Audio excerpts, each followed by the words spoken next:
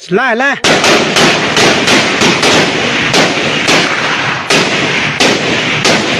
缅北善邦突发消息，作为缅北三兄弟联盟之一的德昂军6月25日凌晨，对腊戌连接曼德勒公路一线的瑙丘、角梅、西卜等地的缅军基地发起突袭，现场硝烟一片，爆炸声不断。自2024年1月初在中方斡旋之下，三兄弟联盟与缅军方达成临时停火协议以来，缅北的火药桶再次被点燃。目前宣布参加德昂军此次攻势的组织包括曼德勒人民保卫军、瑙丘人民保卫军、梅缪人民保卫军、蘑古人民保卫军、德努人民解放军等组织，其中梅缪人民保卫军已经宣布在夜间对曼德勒以北道路实施宵禁，禁止车辆通行。德昂军和曼德勒人民保卫军在角梅至少对缅军的8个据点同时发动了攻击，包括缅军114营、115营、和平山、奈尔营地等据点。另外，人民保卫军联军也同时袭击了曼德勒郊区的马德亚镇的缅军军事据点。目前战况焦灼，有传言人民保卫军已经控制了马德亚镇。与此同时，德昂军、曼德勒人民保卫军和人民保卫军联军同时袭击了瑙丘、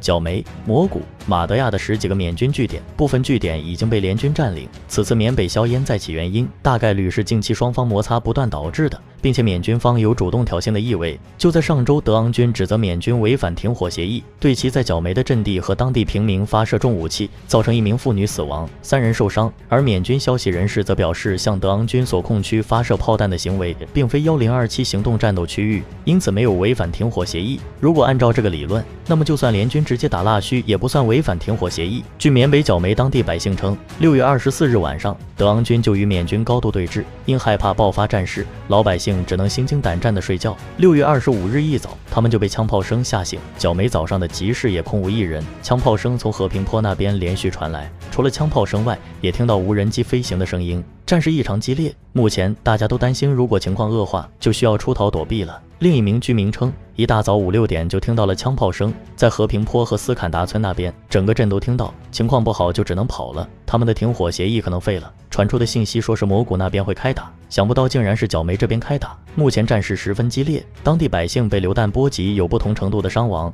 另一边的蘑古地区战事也在同步进行。缅媒报道，6月25日早上9点45分左右，曼德勒省蘑古市附近，位于杜南基山的军方营地处，缅军与德昂军爆发战事。据称，因爆发战争，地区民众仓促逃跑，暂时不知道市内情况如何。而在曼德勒省马德亚镇辖区，6月25日凌晨5点左右，人民防卫军联军对军方驻扎在马德亚镇英经棉的防空营进行进攻。早晨8点30分左右，军方战机飞临空袭支援。当地民众称，枪炮声乱糟糟的，路上没人了。缅军飞机也来空袭，然后也看到侦察机飞行，地区民众就怕战机。据悉，缅军方出动战机进行了3次空袭。另外，掸邦北部腊戌、西部联邦公路苏兰村处的一座桥梁被破坏，车辆无法通行被堵。一名司机称，该桥被德昂军士兵爆破，一开始在中间炸了一个洞，小车还可以过。9点30分左右又炸一次，整个桥都断了，走不了，车辆都被堵了。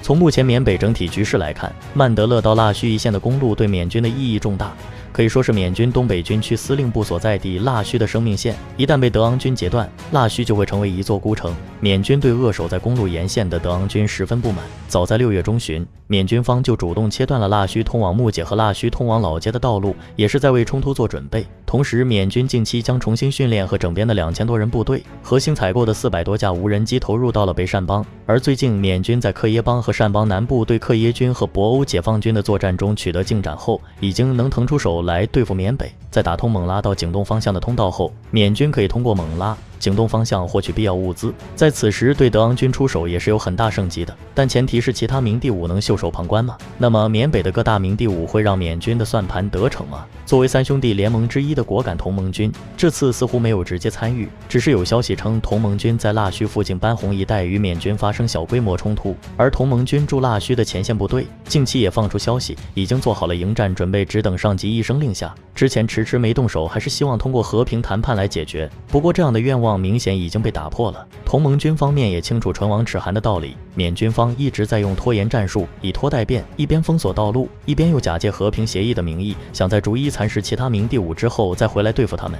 哎呀，想都不用想啊，这些我们心里清楚，他们心里也更清楚。怕什么扯吗？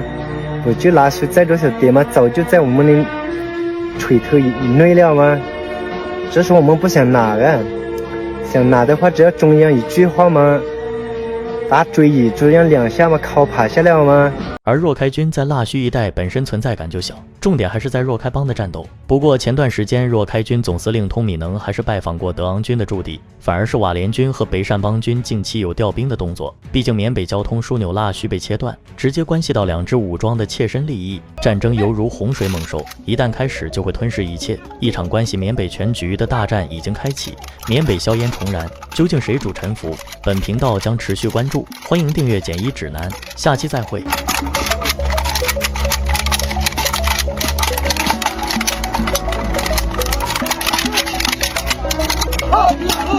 啊！